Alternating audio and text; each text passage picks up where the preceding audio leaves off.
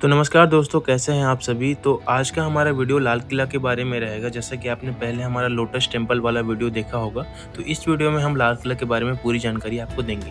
तो चलिए वीडियो शुरू करते हैं।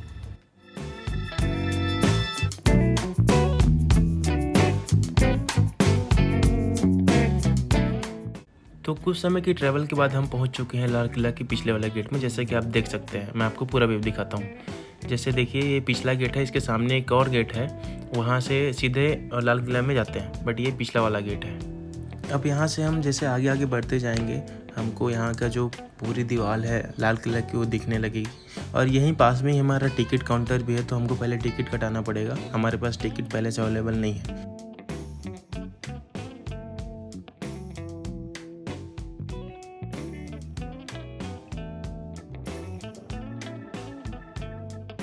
तो देख सकते हैं यहाँ का कितना सुंदर व्यू है। और वो जो टॉप में दिख रहा है वो वहाँ का जो मेन गेट है वो है। एक्चुअली हम लोग पीछे गेट में आ गए हैं, तो आपको पूरा जो सामने का गेट है वो दिखा नहीं पा रहे हैं। आगे जाएंगे वीडियो में तो आपको पूरा गेट भी दिखेगा। तो ये यहाँ का टिकट काउंटर है, जिसमें सीनियर सिटीजन के लिए अलग लाइन, फॉरेनर के लिए अलग लाइन और इंडियन के लिए अलग लाइन है, जिसमें आपका टिकट का प्राइस अलग अलग है, जैसे कि आप दिखाएंगे आगे में। टिकट कटाने से पहले इसकी कुछ चार्जेस हैं। यहाँ पे आप ऑनलाइन से भी कर सकते हो और ऑफलाइन से भी कर सकते हो। चार्जेस यहाँ पे मेंशन है, आप वीडियो पॉज करके देख लीजिएगा। हम लोगों ने कटा लिया यहाँ पे टिकट, देख सकते हैं। जैसे कि ऑफलाइन हमने टिकट कटाया 4 लोग का 50 रुपये के हिसाब से, 200 रुपये लगा हमको। अब क्योंकि हमने पिछले वाला गेट से एंट्री लिया था, तो हमें बहुत लंबा दूर तक चलना पड़ा, क्योंकि इसकी जो एंट्री है मुख्य गेट से ही होती है। पिछले वाले गेट में कोई एंट्री नहीं है इसके अंदर जाने का।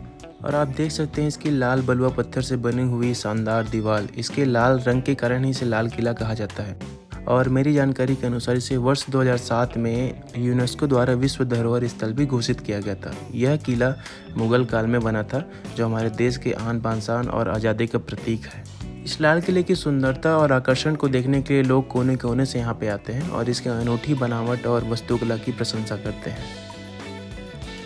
चलते चलते मेरे भैया मुझे कुछ जानकारी और दे रहे थे इसके बारे में। जैसे कि बता रहे थे कि यहाँ के जो देश के प्रधानमंत्री हैं वो आते हैं और 15 अगस्त या 26 जनवरी को यहाँ पे झंडा फहराते हैं। ये यहाँ का जो है मेन गेट है, इसको हम आपको सामने से दिखाएंगे जब आगे बढ़ेंगे तब।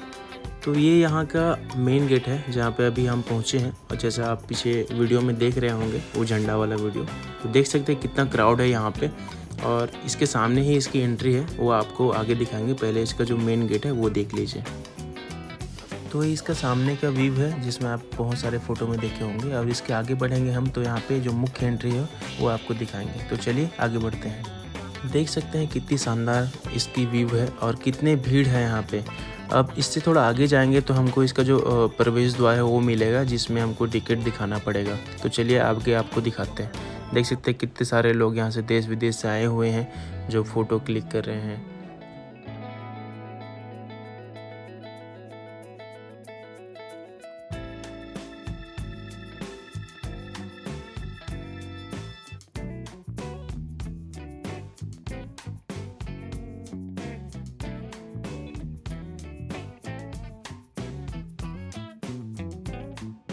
तो यहाँ से हम मेन जो एंट्री गेट है वहाँ पे आ चुके हैं। तो यहाँ पे हमें लाइन पे ऐसे खड़ा होना पड़ेगा। हमारा टिकट जांच करेंगे गार्ड लोग, फिर हमको एंट्री देंगे। जैसे कि आप देख सकते हैं सभी का टिकट चेक कर रहे हैं, फिर एंट्री दे रहे हैं।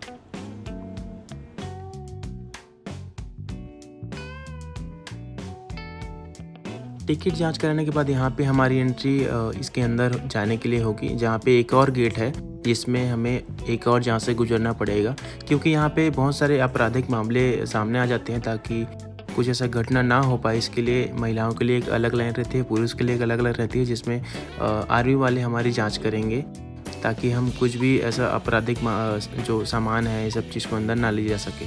देख सकते हैं कितनी लंबी लाइन लगी हुई है, इसमें सामान वगैरह का, जो हमारे जेब वगैरह का, सब चीज़ का अच्छे से जांच किया जाता है, ताकि हम कुछ भी ऐसा गलत सामान इसके अंदर ले जा ना सके। देख सकते हैं सभी प्रकार के जांच को पार करके हम लाल किला के अंदर पहुंच चुके हैं फाइनली। अब हम आगे बढ़ते हैं। तो जैसा कि आप देख सकते हैं, जो दीवार है चारों ओर फैला हुआ है लाल किले के, और इसके अंदर जाने का जो रास्ता है वो सामने आपको दिखाता हूँ मैं। वो जो मेन गेट है बड़ा सा, वो इसके अंदर जाने का रास्ता है। आप देख सकते हैं कितनी भीड़ है यहाँ पे। यहाँ से विदेश से लोग भी आते हैं इसको देखने के लिए और कितनी क्राउड है यहाँ पे। तो इसके हिसाब से सिक्योरिटी रखना भी बहुत ज़रूरी है, क्योंकि ऐसा भीड़ रहेगा तो भीड़ में कुछ भी हो जाएगा तो आम लोगों को बहुत ज़्यादा परेशानी हो जाएगी। इसके लिए भी सिक्योरिटी रखना बहुत ज़रूरी है। देख सकते हैं कितना शानदार यहाँ की एंट्री है और कितना सुंदर यहाँ का जो स्थल है वो बहुत सुंदर है। तो यहाँ से जो है हम लोग यहाँ पे बैरिकेड लगा हुआ है। अगर वैसे बैरिकेड नहीं लगता तो सीधे यहाँ पे हम एंट्री ले सकते थे, लेकिन बैरिकेड लगा हुआ है तो हमें इसे घूम के 1.5 किलोमीटर और एक्स्ट्रा चलना पड़ता है।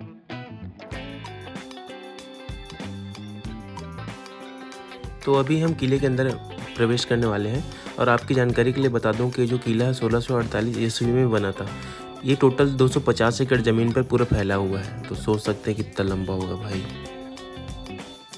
तो देख सकते हैं कितना शानदार यहाँ का नज़ारा है और कितना सुंदर यहाँ का दृश्य है। आपको पता है इसका निर्माण मुग़ल शासक शाहजहाँ ने करवाया था, जो 5वें मुग़ल शासक थे।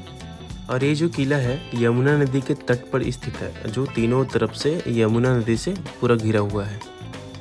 आपको बता दें कि शाहजहाँ अपने द्वारा बनवाए गए सभी किलों में इस किले को बेहद सुंदर और आकर्षक बनाना चाहते थे। इसीलिए उन्होंने 1638 ईस्वी में अपनी राजधानी आगरा से दिल्ली शिफ्ट कर दिया था और फिर तल्लीनता से इस किले के निर्माण में ध्यान देकर इसे भव्य और आकर्षक रूप दिया था, जो कि दिखता भी है।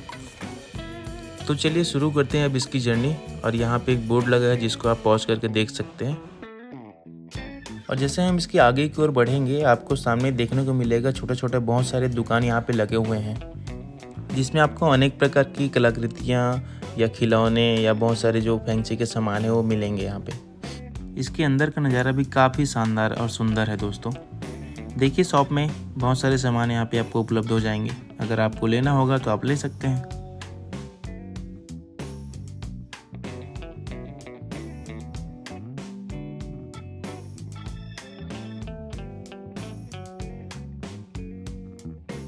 और मेरा जो हालत था काफ़ी धीरे धीरे ख़राब होते जा रहा था गर्मी के कारण, क्योंकि यहाँ बहुत गर्मी है भाई। आपको एक और मज़ेदार बात बताना चाहता हूँ। इस किले को उस प्रसिद्ध वास्तुकार उस्ताद अहमद लाहौरी ने डिज़ाइन किया है, जो ताजमहल के भी डिज़ाइनर थे, जो कि यहाँ पे दिखता भी है। देख सकते हैं कितनी शानदार यहाँ की कलाकृति है।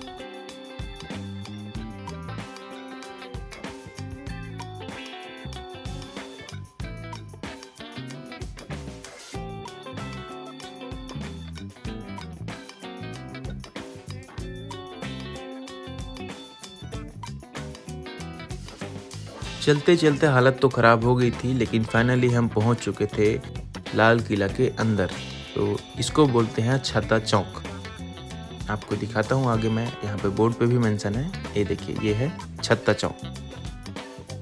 एक और बात थी जो आपको बताना भूल गया था, इस भव्य किले के अंदर एक बेहद सुंदर संग्रहालय भी बना हुआ है। ये जो आप सामने देख रहे हैं वही संग्रहालय है जिसकी बात मैं अभी कर रहा था। इसकी अलग से टिकट होती है जो हमने कटाया नहीं था, हमने सिर्फ लाल किले का ही टिकट कटाया था। यहाँ का नज़ारा देख सकते हैं आप, कितना सुंदर यहाँ का नज़ारा है, कितना हरा भरा और कितना शानदार यहाँ का जो मनमोहक दृश्य है वो दिखता है। लाला मुन्ना बड़ा प्यारा, अम्मी का दुलारा, मुन्ना बड़ा।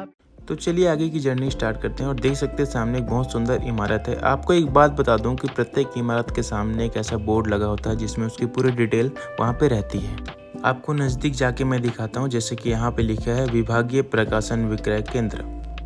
ये जो है विभागीय प्रकाशन विक्रय केंद्र है।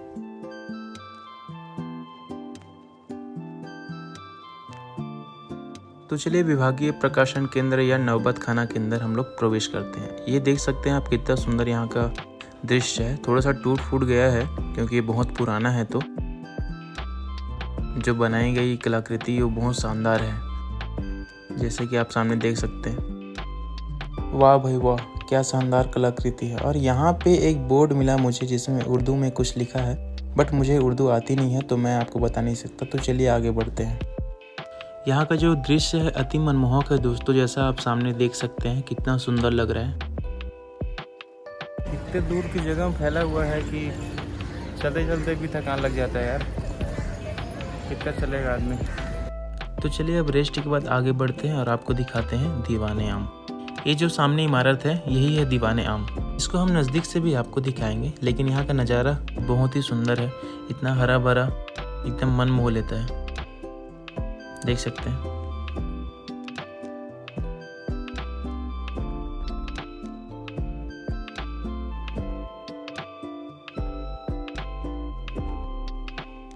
तो ये है दीवाने आम, देख सकते हैं कितना शानदार ये इमारत बनी हुई है। दीवाने आम बेसिकली वह जगह है जहाँ पे सम्राट और उनके उत्तराधिकारी आम लोगों के सदस्यों से मुलाकात करते थे और उनकी शिकायतें सुनते थे। तो इसको आप देख सकते हैं, ये तीनों तरफ से ओपन है और पीछे में इसका एक दीवार है। बेसिकली हॉल टाइप से ही बना हुआ है ताकि आम लोगों की जो जनसभा यहाँ पे लग सके। और ये जो सामने आप देख रहे हो, मुझे लगता है कि यहाँ पे राजा लोग बैठते थे और सभी का शिकायत सुनते थे। ये इमारत भी पूरी लाल बलुआ पत्थर से बनी हुई है, एकदम शानदार देखने में इसको लगता है भाई, देख सकते हो। इसे कांच से एकदम सुरक्षित रखा गया है ताकि कोई इसे हानि ना पहुंचा सके। देख सकते हैं इसका जो छत है कितना शानदार बनाया है और बहुत सारे पिलर इस पे लगे हुए हैं। और इसकी सिंहासन भी शानदार बनाई गई है, एकदम संगमरमर के पत्थर से, देख सकते हो कितना शानदार लग रहा है। ये बहुत बड़ा एक हॉल है जिसमें आम जनता यहाँ पे आके राजा को अपनी शिकायतें सुनाते होंगे। देख सकते हो कितना शानदार है।